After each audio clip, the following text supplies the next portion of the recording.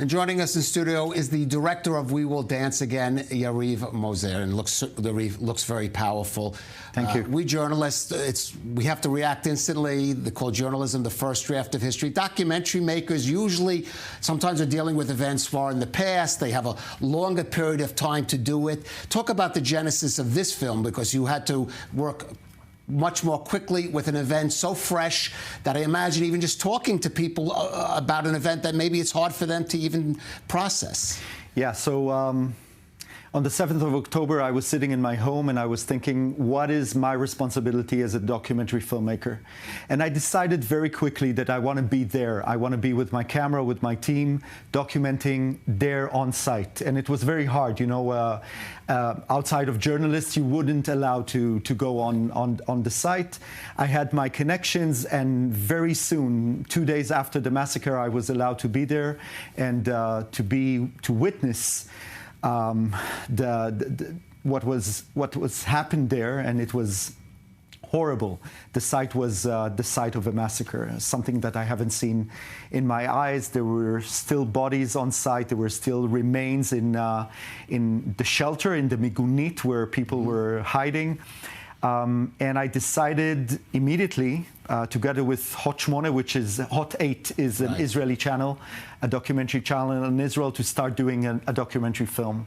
And later on, Paramount and BBC joined, and it became an international film in which I tracked down survivors and heard their stories and collected footage from them, but also from Hamas terrorists. So we placed our hands on footage from the other side, from Hamas documenting the massacre from their own point of view, which is horrific. Well, let me ask you about that, because in a lot of times the documentary makers are dealing with the difficulties of not having enough footage of the actual event and terror attacks. Here, because so many people had cameras, because Hamas did, you had an abundance and footage that unfortunately sometimes could be disturbing and could be questionable in terms of dealing with people that are still suffering. How was that selection process, the editing process? How did you go about deciding, of all that, what's going to go into this 90-minute film? So first of all, I emphasized on the stories of the survivors that I've selected to participate in the film.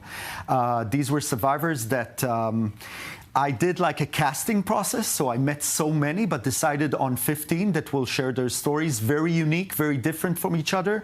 And you get the whole picture of what happened on the 7th of October through the eyes of so many different people and from their own footage, but also the disturbing footage, what you just now said, of Hamas. And this was truly important for me, to show the world out there, not only the Israelis know, and they see it in various channels, but outside of Israel, I think we're fighting for the truth of what happened on the 7th of October. And I think people need to see through their eyes exactly what happened. And that means also facing the horrific stuff that Hamas filmed with their GoPro cameras, for example, and placed on Telegram and other social networks. So for me, it was important to have those horrific scenes inside the film.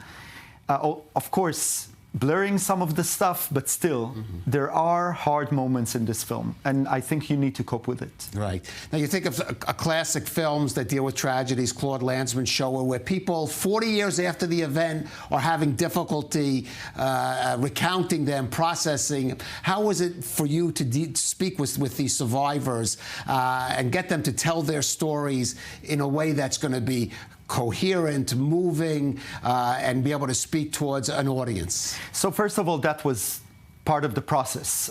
We selected those that can face the camera and share their story, and were capable enough and strong enough. And again, as you said, in documentary filmmaking, we have time. So we took the time. We took a few months. We waited enough so they will be able to come to the studio and share their story.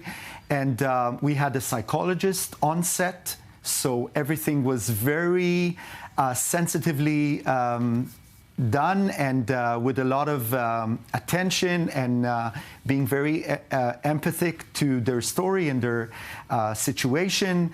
Each time they finished the interview, they had a session with a psychologist just to see that everything is okay. And I think that they are very brave and strong and heroes in terms that they understood that this is their part of their responsibility to come and share their story in the film, and to understand how important it is to share this film with the world. So it was part of their journey, task, goal, to come and tell their story. And what would you say is, I mean, obviously for Israel, there are lessons in terms of security, in terms of the geopolitics that are involved and how it's approached the Israeli-Palestinian conflict, but you're dealing with this from the human angle. What would you say is the sort of message or central thesis that you got out when you finally put all the material together and you made it into a film? Basically, it's good versus evil. In a very simple way. It's very, I mean, and I want to differentiate between the Palestinian people and Hamas. Hamas is pure evil. And that is something that the world needs to wake up, understand that we're facing part of an evil. It's not the only evil forces in the world today. I would say also North Korea or Iran. But these are people that aim upon Western society. Those kids didn't do anything but dancing for peace and humanity and love. And they came and without, checking who's Jewish or Arab or Muslim or Christian, or everyone participated in this dance festival. They were enjoying a mass killing, a terror that you can see in front of your eyes. So that is, I think, the message, the strongest message of this film, just to understand who are we facing. And yes, that's an international thing. It's not only connected to Israel, in my perception. Right, internationally, as we heard, many of the testimonies are in English. You're clearly going internationally. And I said the film will play in select theaters in the U.S. at the end of this month. But beyond that, where else and how else would somebody who want to see it or maybe show the film, how would they go about it? So firstly, there's a website, www.danceagainfilm.com. This is where you can find where to see the film in theaters across the U.S. But basically, sometime in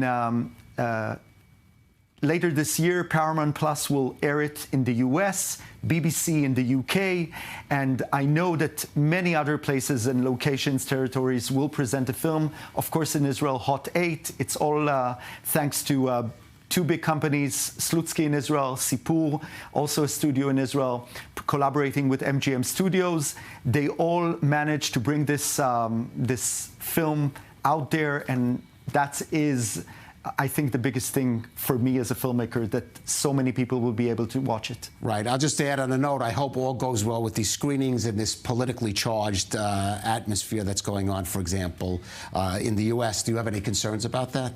It's not a political film. I didn't say, no, but it's a politically charged atmosphere, unfortunately. I know, and I hope people will understand that this is not a political film. It's a film that shows what happened on the 7th of October. You can't ignore it. That's the situation. I think kids out there, young people, will identify with those young people that participated in the dance festival, and I hope they will watch the film. All right, and go to the theaters. Hope they will. We will dance again. Yariv Mozer, thank you for joining us. Thank you on Calev. I-24 News.